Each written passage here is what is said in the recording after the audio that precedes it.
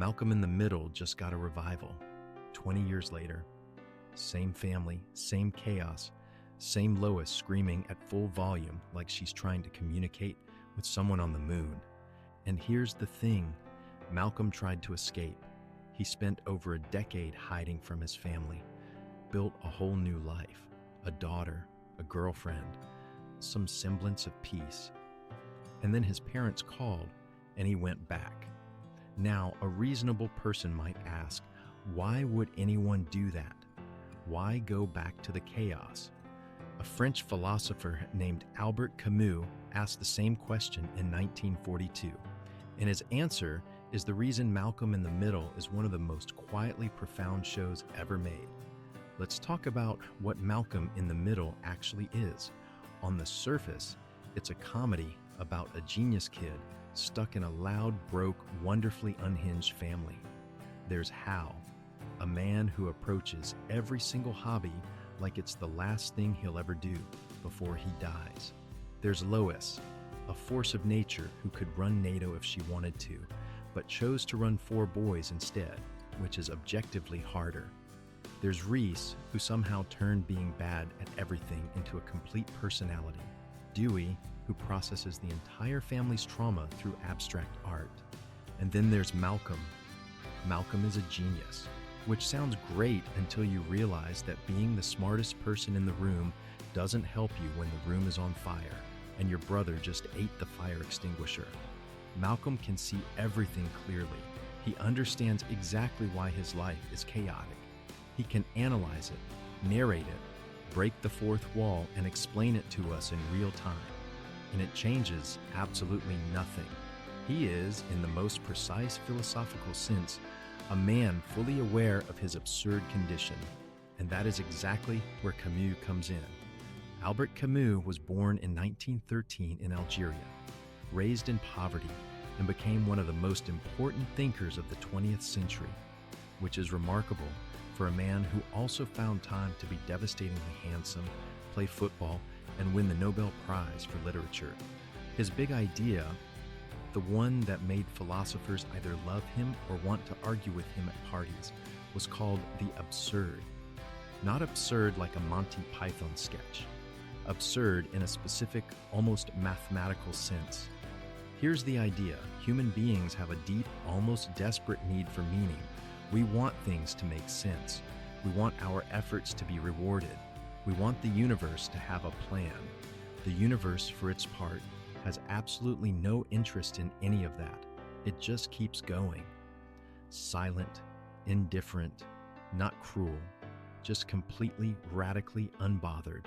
And the clash between what we need, meaning, and what the universe offers, total silence, is what Camus called the absurd. Now, when most people encounter this idea, they do one of two things. They either decide nothing matters and give up entirely, what Camus called philosophical suicide, or they leap to religion or ideology to fill the void, what he called a leap of faith. Camus had a third option. He called it revolt, not rebellion, not escape, not giving up. Revolt, the decision to look the absurd directly in the face, acknowledge that life has no guaranteed meaning, and then live anyway, fully, with everything you have. He illustrated this with one of the most famous images in modern philosophy, Sisyphus.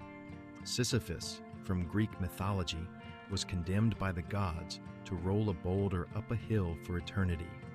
Every time he reaches the top, the boulder rolls back down.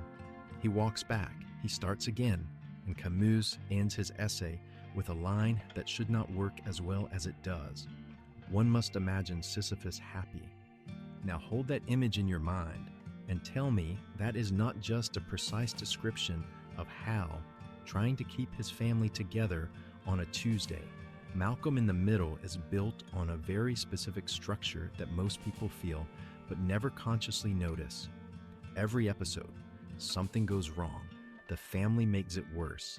Things escalate to a level that should not be survivable, and then somehow they land. Not perfectly, not cleanly, but they land.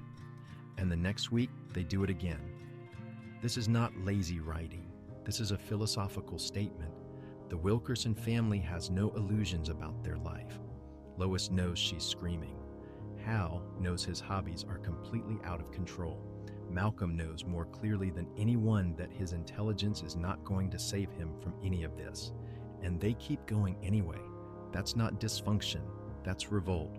Hal doesn't racewalk because he thinks he'll win a medal. He racewalks because in that moment, that ridiculous, fiery costume, completely unnecessary moment, he is fully, completely alive. That's Camus in a tracksuit.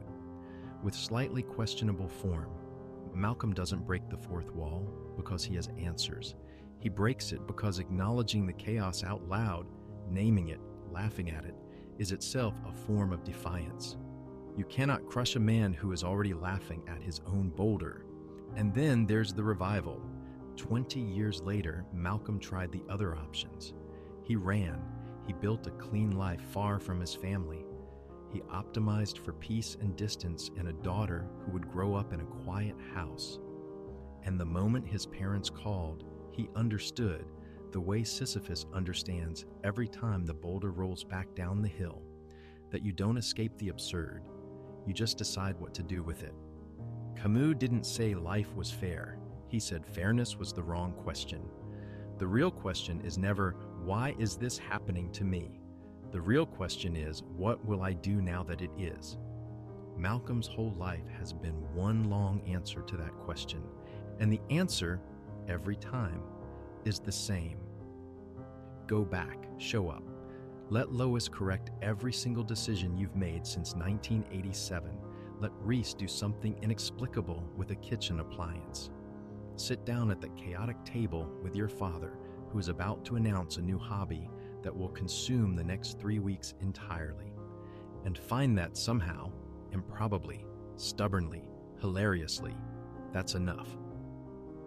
Albert Camus died in 1960 at 46 in a car accident. In his briefcase, they found an unfinished novel. He never saw Malcolm in the middle, but if he had, I think he would have recognized something in that kid talking to the camera. That look of complete clarity about a situation he cannot fix, followed by the decision to live it fully anyway. That's not resignation, that's the whole point. Life is still unfair. It was always going to be. The show knew it, Camus knew it, and Malcolm, bless him, has known it since he was about 11 years old, standing in a hallway, looking straight at us and deciding to keep going anyway. One must imagine Malcolm happy. Thank you for being here. It genuinely means the world. See you in the next one.